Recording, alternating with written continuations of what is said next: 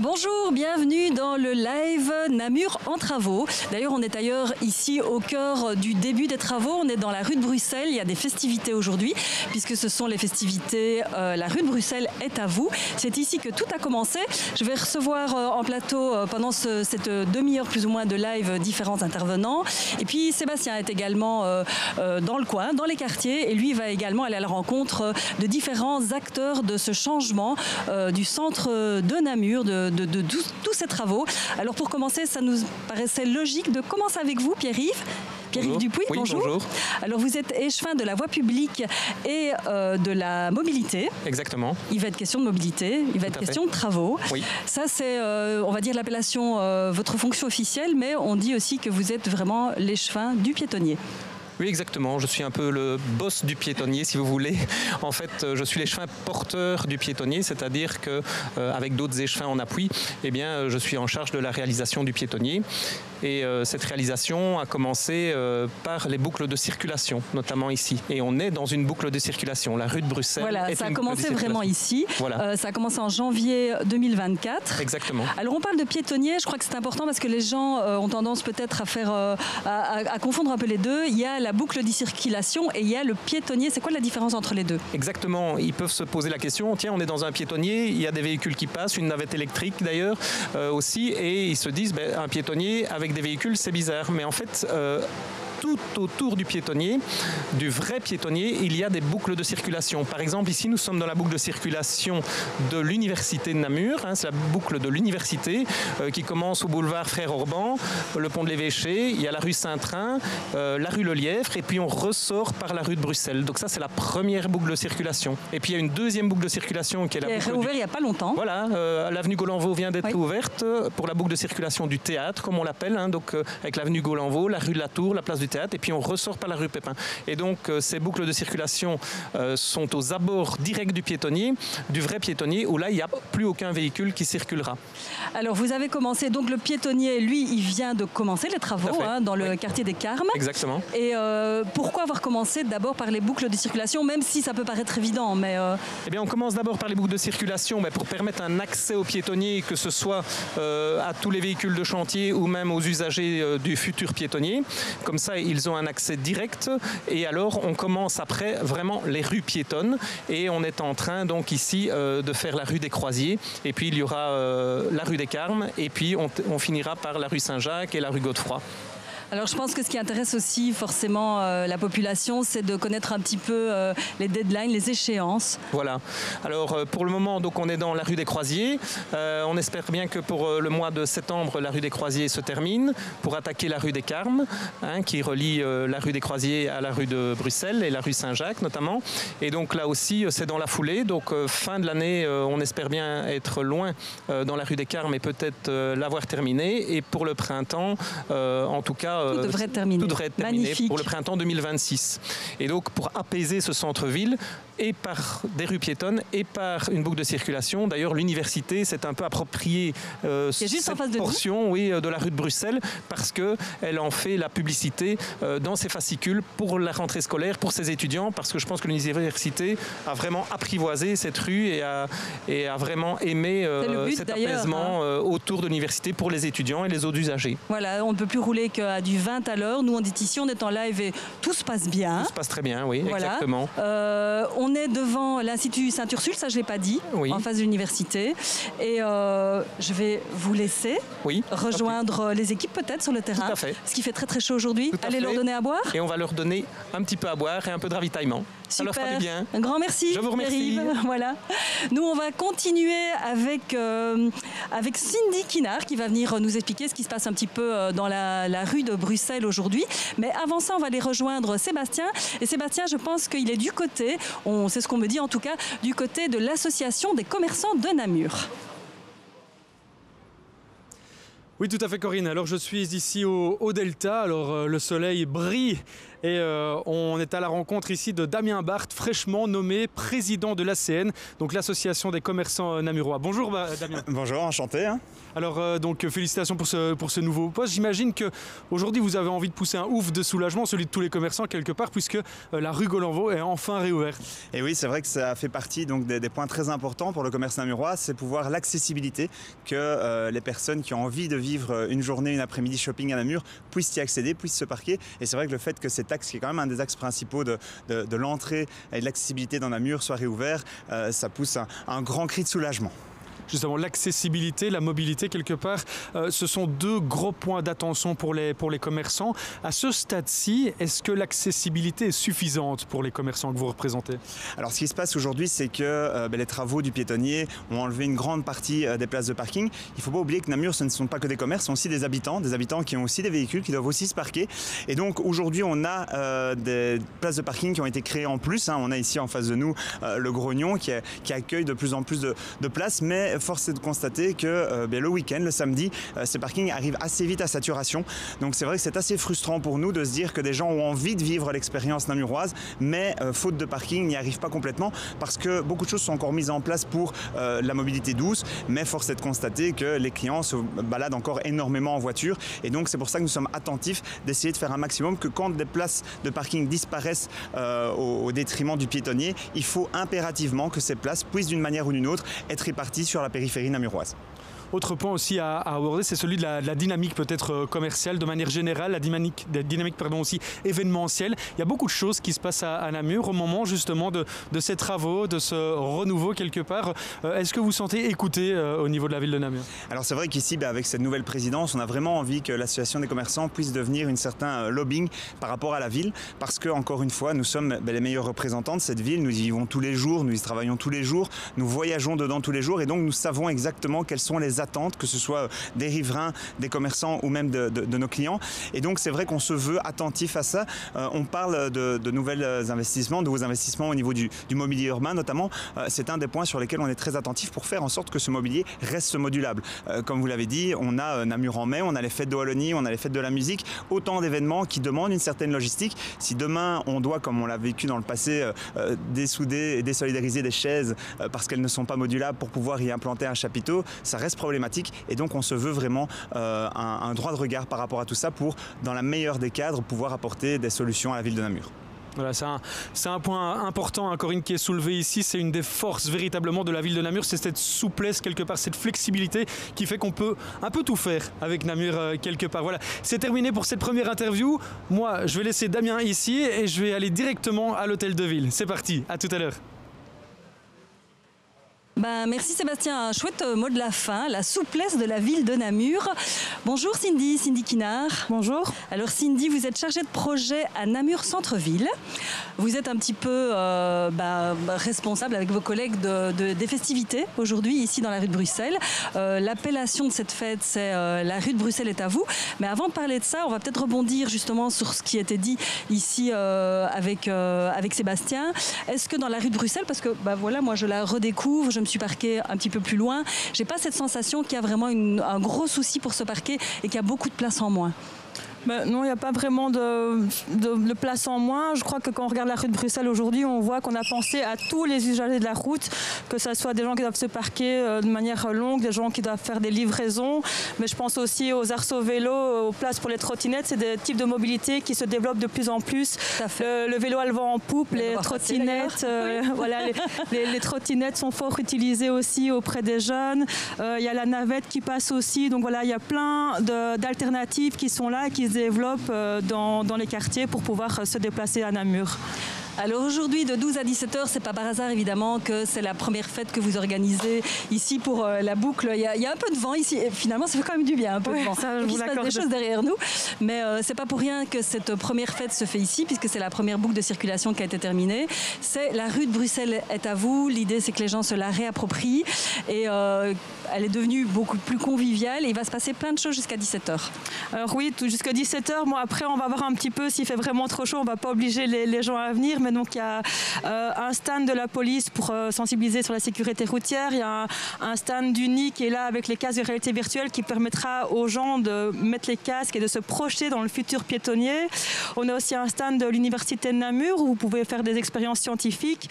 On a un photomaton et on a une roue de la fortune. Donc voilà, n'importe qui vient participer à nos activités.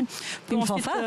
Une fanfare. On a eu des danseuses brésiliennes. On a eu 2 fanfares. Donc une fanfare du Brésil et après le Totis Band qui jouera tout à l'heure. Mais voilà, il y a plein de choses à faire et à voir aujourd'hui, cet après-midi dans Namur. Donc venez maintenant avant qu'on ne remballe parce que peut-être qu'on remballera s'il fait trop chaud. Bah oui, c'est ça aussi. Hein. Faut hydratez-vous, on va dire. Oui, voilà, équipez-vous, mettez un couvre-chef, de la crème solaire. C'est clair, mais venez nous rejoindre. Je vois que Sébastien, qui doit avoir chaud aussi, qui est en train de se déplacer pour aller au rendez-vous suivant. Alors, il va y avoir aussi des choses qui vont se passer ici pendant l'été, et notamment, je pense, au mois de juillet, avec le quartier des Carmes, qui là est au début des travaux, avec là le piétonnier à proprement parler. Tout à fait, donc on a mis en place, on va bientôt communiquer là-dessus, donc des activités, des ateliers à faire dans le quartier des Carmes qui est pour l'instant en travaux. On a essayé de travailler au maximum avec les commerçants, donc on aura des ateliers de tricot et de broderie avec Wabi Zabi, atelier 53. On aura un atelier de fabrication suspension coco avec, en collaboration avec Flo Nasta. On aura une lecture Kamishibai, si je prononce bien, avec le commerce Ramdam. Une initiation et chasse, il y a plein de choses à faire aussi durant l'été pour profiter de l'espace parce que qui dit travaux dit aussi congé du bâtiment. Donc on profite de la trêve du congé du bâtiment pour se réapproprier l'espace et en profiter. Oui, c'est vraiment une super initiative. Voilà, de profiter de l'espace dégagé de la circulation. Je propose, avant qu'on parle un petit peu de la dynamique générale de ce que vous mettez en place avec Centre-Ville Namur, de voir si Sébastien arrive tout doucement à son lieu de rendez-vous. Donc Sébastien, je ne sais pas s'il est avec nous. À mon avis, non. Bon voilà, ça y est, Corinne, je suis enfin arrivé ici à l'hôtel de ville, mais je pense que Marie-Ève, l'architecte justement qui est en charge des travaux, nous attend de l'autre côté rue de Fer. J'ai plus que quelques étages à monter, donc je te laisse parler, je te laisse meubler, et moi, merci, 34 degrés et tu m'obliges à monter. À tout de suite. C'est vrai, il est un peu plus chaud que nous parce que nous, on ne bouge pas, Cindy. Et on a du vent derrière nous. Voilà, exactement. Et du vent devant aussi, parce qu'on ne le dit pas, mais on a des ventilateurs aussi. Donc, on a parlé des festivités au mois de juillet, mais d'une manière générale, la dynamique pour cet été. On va continuer au maximum à essayer de faire des activités pour soutenir les commerçants, pour amener des animations pour les Namurois. Donc je pense que là, il y a des fois beaucoup de critiques sur les réseaux sociaux à propos de ce qui se passe à Namur, mais nous, notre rôle, c'est d'amener un petit peu de positif. Et je crois que le positif attire le positif. Tout à fait. Donc voilà, je pense qu'avant de regarder la tache noire sur un tableau, il faut d'abord regarder l'ensemble du tableau, qui est quand même très très beau. Aujourd'hui, on avait aussi des visites guidées à 13h et 14h qui va montrer justement toute la beauté de notre ville et je crois qu'on peut en être fier et soutenir les commerçants et sans râler. Je crois que ça peut faire du bien à tout le monde parce que vu ce qu'on vit aujourd'hui, voilà, je fais aussi un lien avec un projet qu'on a fait, Namur Positive. On a mis des phrases positives sur les vitrines des commerçants. C'était aussi notre objectif, c'est montrer du positif, quelque chose qui fait du bien parce qu'on en a tous besoin et c'est vrai. Voilà, râler sur les réseaux, c'est pas ce qu'il nous faut. Namur bouge et dans le bon sens. Et je vais vous laisser, Cindy, bouger et retourner justement à cette fête. Donc on convie les gens ici dans la rue de Bruxelles jusqu'à 17h. Un grand merci en tout cas et un bel été. Merci à vous. Merci. Donc Sébastien, est-ce que tu es arrivé au-dessus de l'échafaudage? Oui, je vois que oui. Voilà, Sébastien. J'espère qu'il n'a pas le vertige. Voilà, ça y est. On y est presque. Oula. Ils sont en plein travaux. Je vois Marie-Ève qui nous attend là-bas au loin. Vous voyez, ils sont en train de démolir certaines pierres ici. Je dois surtout faire attention de regarder bien là où je marche. C'est pas évident. Bonjour Marie-Ève. Bonjour Sébastien. Merci de nous recevoir ici. Alors vous êtes l'architecte en charge justement des travaux ici à l'Hôtel de Ville. Votre cabinet, c'est Le Juste Architecte, c'est ça? C'est ça, tout à fait. Alors expliquez-nous un petit peu, ici, on en est où quelque part au niveau du rétroplanning de ces fameux travaux? Donc en fait, il s'agit de la transformation de l'Hôtel de Ville, la rénovation énergétique, donc l'isolation des façades et des toitures de l'Hôtel de Ville. Et le chantier a commencé le 5 mai. Donc ici, derrière vous, ils sont en train de casser des pierres, c'est ça?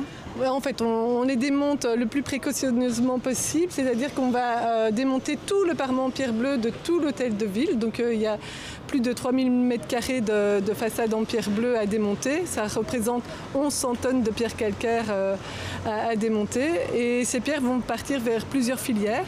Il y a 200 m² qui vont partir sur un chantier ici, rue Rogier. Il y a une partie des pierres qui seront abîmées lors du démontage, qui vont être récupérées pour faire partie du substrat des colonnes végétales qui vont former une partie du futur parement de l'Hôtel de Ville. Une partie va être réutilisée en soubassement derrière ou devant le nouvel isolant. Et une partie part vers la filière de réemploi.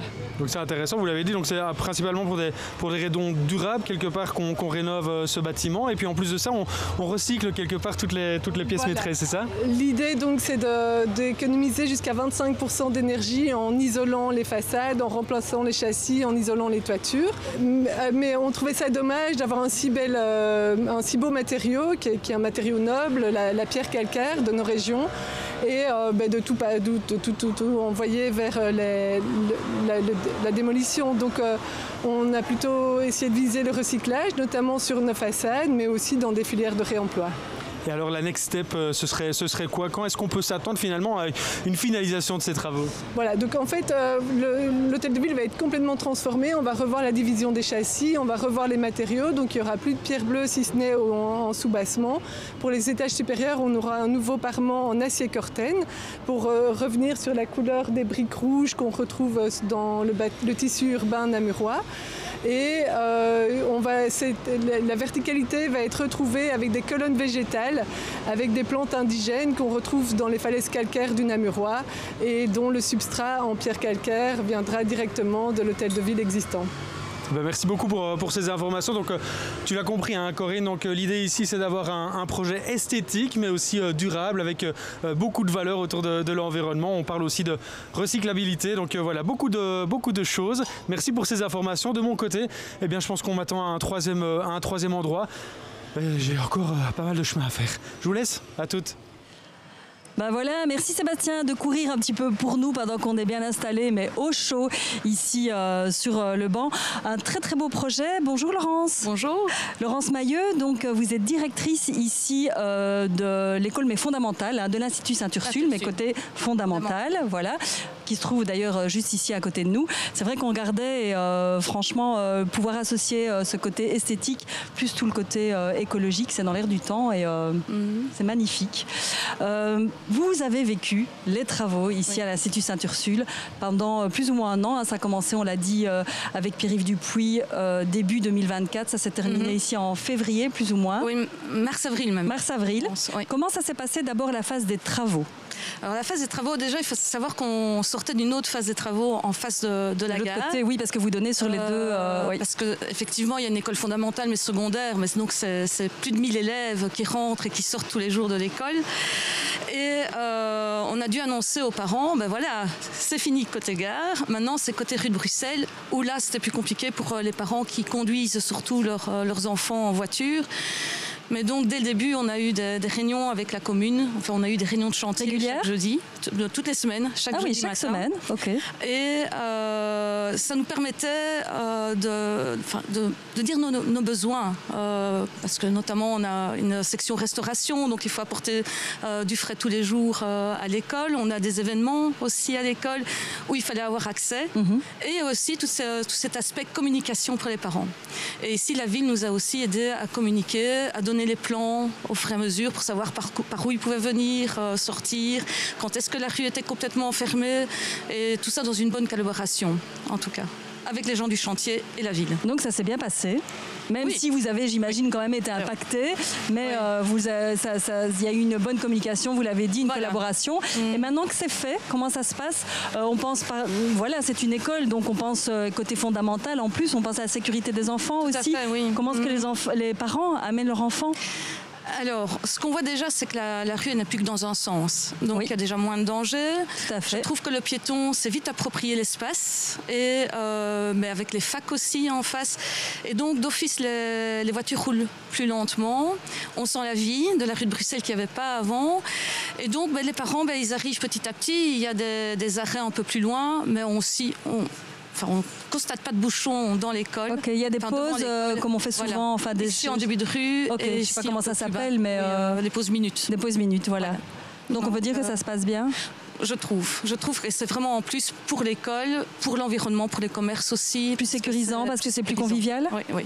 Et en général aussi, je trouve que les voitures respectent, en tout cas en journée, les 20 km/h. Ah bah c'est magnifique. Pas tellement le choix. Un grand merci, Laurence. Merci aussi. Déjà des bonnes vacances, c'est fini? Presque. Non, il y a encore des choses à faire, voilà, je me doute. Voilà. Et merci en tout cas d'avoir été avec nous. Moi, je vais encore recevoir un invité. On va parler notamment de mobilité pour les personnes à mobilité réduite. Mais avant ça, on va retrouver Sébastien. Et là, Sébastien se trouve dans le quartier des Carmes où les travaux battent leur plein, on peut dire ça, et sous la chaleur. Voilà Corinne, on vient d'arriver ici dans le quartier des Carmes. Alors on a rendez-vous avec Michel Juas. Je vois qu'il nous attend ici. Bonjour Michel. Bonjour, bonjour. Chaud aujourd'hui, il fait très chaud. Alors très chaud pour nous, très chaud pour les ouvriers qui travaillent surtout. Mais oui, ce sont des températures pas faciles pour travailler, mais le chantier avance quand même. Exactement, c'est ce qu'on voit ici autour de nous. Peut-être un petit rappel justement de ce chantier ici, rue des Carmes. En quoi il consiste exactement? Alors c'est vrai que ce qu'on voit pour l'instant, ce sont les travaux pour les impétrants, donc ça ne donne pas du tout un aperçu de l'objectif final.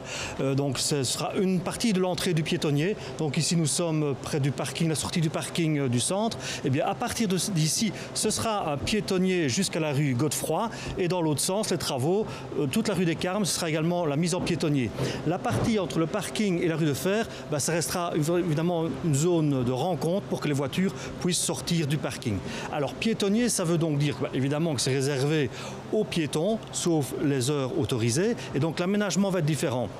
Ce qu'on va découvrir ou qu'on a déjà découvert maintenant à Avenue Gaulle-Envaux, rue de Bruxelles, ça c'est la zone de rencontre. Ici sera un peu différent. On va avoir d'abord un effet de porte d'entrée, c'est-à-dire une natte en acier corten. On va avoir des bacs de plantation. Vraiment on se dit, ah tiens, on change d'ambiance, je rentre dans un piétonnier. Et même les pavés, on va avoir des dessins. Des dessins qui sont une espèce de vague, finalement une invitation à se promener, à déambuler dans toute la partie piétonnier. Ça, on sera vraiment dans l'esprit piétonnier, tout plein pied, en pavé de béton. Après, au-delà du pavage, on a une vingtaine de plantations, on a également 17 bancs, on a du mobilier spécifique aussi, des chaises dorées où il sera bon de flâner, de prendre un petit peu de repos, voire d'être même un peu au soleil.